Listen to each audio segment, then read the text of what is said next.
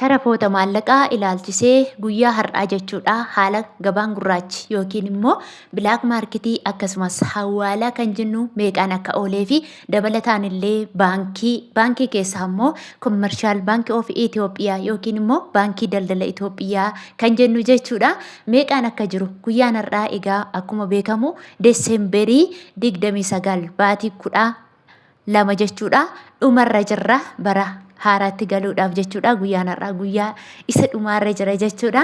Egaa sharafni guyyaa har'aa meeqaan akka jiru hundumti keenyi akka walumaan ilaallu asumaanis immoo nagaan daganne nagaan koo lafaaf bakka jirtan isiniif haa baay'atu hordoftootaa fi jaallatamtoota kabajamtoota maamiloota kiyya egaa sharafa kallattii lamaan akkasii fiduu isinitti mee jira asumaan gaaffii tokko jechuudha obboleettii tokkoof nan deebisa maallaqa keenya yeroo biyya arabaa jirru ji'a ji'aan ergachuu moo ji'a sadiin ergachuu wayyaa jettee koomentii jalatti barreessitee jirte obboleettiin keenya egaa yeroo siniin jedhu jechuudha namni tokko gaafa ji'a ji'aan ergattu baankis yoo dhaqxe akkasumas immoo hawaalaa yookiin immoo bilaak maarkeetiis yoo ergatte jechuudha mashwaara yookiin immoo taaskiin sirraa cituun hin hafu jechuudha yoo ji'a ji'aan ergite ji'uma ji'aan sirraa muramaa jechuudha tokkoon fakkeenyaaf yoo fakkeenya Saudii yoo jiraatte riyaala 50 dirqama murta jechuudha ji'a ji'aan yoo ergites 50 murta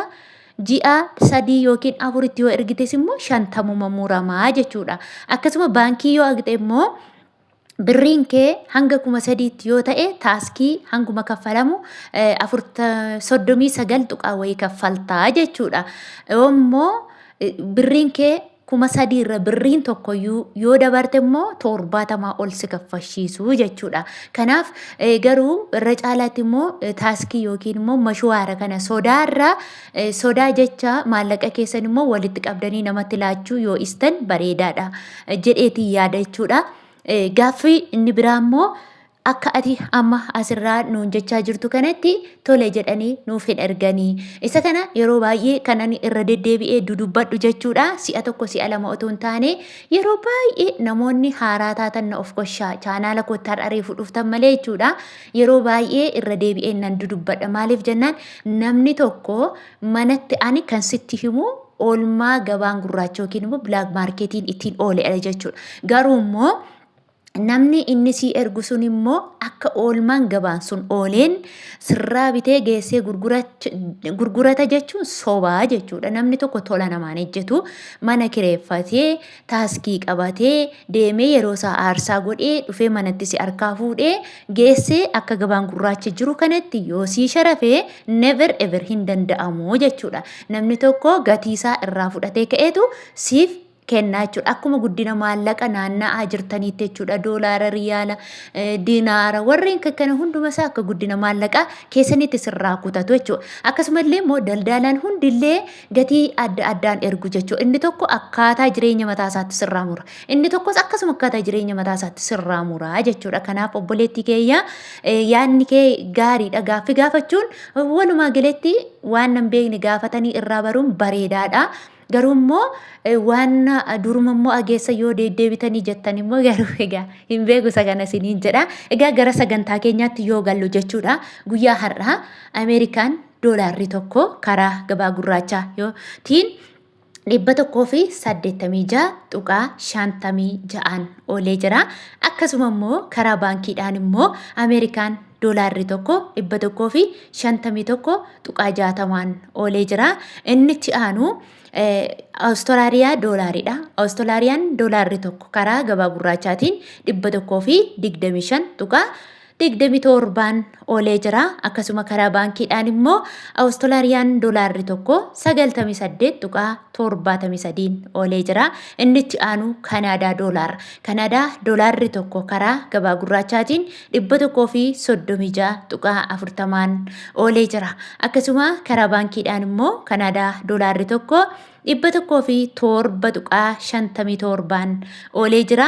Inni itti aanu Swiss frankiidha. Swiss frankiin tokko karaa gabaa gurraachaatiin guyyaa har'aa 236.41 oolee jira. Karaa baankiidhaan immoo Swiss frankiin tokko 184.98 oolee jira. Inni itti aanu yuuroodha. Yuuroon tokko karaa gabaa gurraachaatiin 219.62 oolee jira. Akkasuma immoo karaa baankiidhaan yuuroon tokko 176.50 oolee jira. Inni itti aanu paawundi sterlingiidha. Paawundi sterlingiin tokko karaa gabaa gurraachaatiin 251.80 oolee jira. Karaa baankiidhaan immoo paawundi sterlingiin tokko 198.36 oolee jira. Akkasuma inni itti aanu immoo Swiidin kiroonidha. Swiidin kiroon tokko karaa gabaa gurraachaatiin 18.47 oolee jira. Inni itti aanu Chaayinaa heewaanidha. Chaayinaa heewaan tokko karaa gabaa gurraachaatiin 26.57 oolee jira. Inni akkasuma karaa baankiidhaan immoo Chaayinaa heewaan tokko 21.4 oolee jira jechuudha. Inni itti aanu Oman Riyaal. Oman Riyaalli tokko karaa gabaa gurraachaatiin 494.97 oolee jira. Akkasuma Kuwait diinaar. Kuwait diinaarri tokko karaa gabaa gurraachaatiin 607.7 oolee jira. Karaa baankiidhaan immoo Kuwait diinaarri tokko 484.60 oolee jira. Inni itti aanu Dubaay diraamidha. Dubaay diraamni tokko karaa gabaa gurraachaatiin 50.79 oolee jira. Karaa baankiidhaan immoo Dubaay diraamni tokko 41.28 oolee jira. Akkasuma Saudi Arabiyaa riyaalli tokko karaa gabaa gurraachaatiin 49.72 oolee jira. Egaa akkuma beekamu warri Saudi Arabiyaa akkuma yeroo baay'ee irra deddeebi'ee isinitti himu jechuudha. Akkaataa guddina maallaqa keessanii yookiin immoo iskeelii baay'ina maallaqa keessaniin isinii ergama waan ta'eef namoonni maallaqni keessan guddaa ta'e jechuudha. Riyaalli Saudii tokkoon isaa birrii Itoophiyaa 46 jechuudha. Namoonni maallaqni keessan xiqqishuu taate immoo jechuudha. Riyaalli Saudii tokkoon ishee jechuudha 45 ergamaa jira jechuudha. Garaagarummaa inni qabu birrii tokkodha. Birrii baay'ee fi birrii xiqqoon jechuun kana jechuun birrii baay'een 22 birrii xiqqoon immoo 22 adiidha isiniin jedha jechuudha. Akkasuma karaa baankiidhaan immoo Saudi Arabiyaa riyaalli tokko jechuudha 40.40 oolee jira. Asirratti ijoollee baay'een karaa baankiidhaan irra caala jettan sobadha jechuudha. Karaa baankiidhaan hin caalu. Amma fakkeenya yoo asirratti karaa seeling and buying irratti yoo 40 maal jee garuu yeroo sharafachuu agxan jechuudha 40 siniin guutu. Riyaalli Saudii kumni tokkoon isaa birrii Itoophiyaa 40 iyyuu hin guutu jechuudha. Waan sharafamee argameeruu fi sobadha. Amma namoonni tokko awwaash aqii akkas aqi maaloodha sobaa jechuudha. Kanaaf isuma sanatu caala siniin jechuun barbaada. Inni itti aanu immoo Joordaan diinaaridha. Joordaan diinaarri tokko karaa gabaa gurraachaatiin 263.11 oolee jira. Akkasuma Yemen riyaalli tokko karaa gabaa gurraachaatiin 0.64 oolee jira.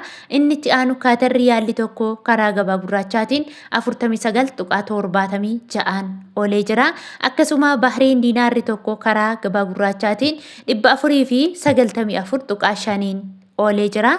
Inni itti aanu Israa'el shiqil tokko karaa gabaa gurraachaatiin 57.36 oolee jira. Akkasuma Ijipshaan paawundiin tokko karaa gabaa gurraachaatiin 3.54 oolee jira.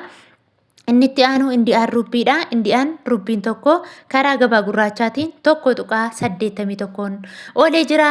Egaa hordoftootaaf jaallatamtoota kabajamtoota maamiloota kiyya viidiyoon koo guyyaa har'aa ani isiniif qabadhee dhufe kana fakkaata jechuudha. Namoonni isinitti tole viidiyoo koo laayik godha. Akkasuma namni qeeqa qabdanii fi yaada qabdan akkasuma gaaffii kan qabdan immoo jechuudha koomentii jala kaa'uu ni dandeessu. Haala viidiyoodha yookiin barreeffamaanis isinii deebisuuf ani qophiidha jechuudha. Namni kamillee immoo akka obboleewwan keessan bira ga'uu fi yoo viidiyoo laayik gootan buushii ta'a jechuudha. Turtii biraa walitti deebina nagaan tura.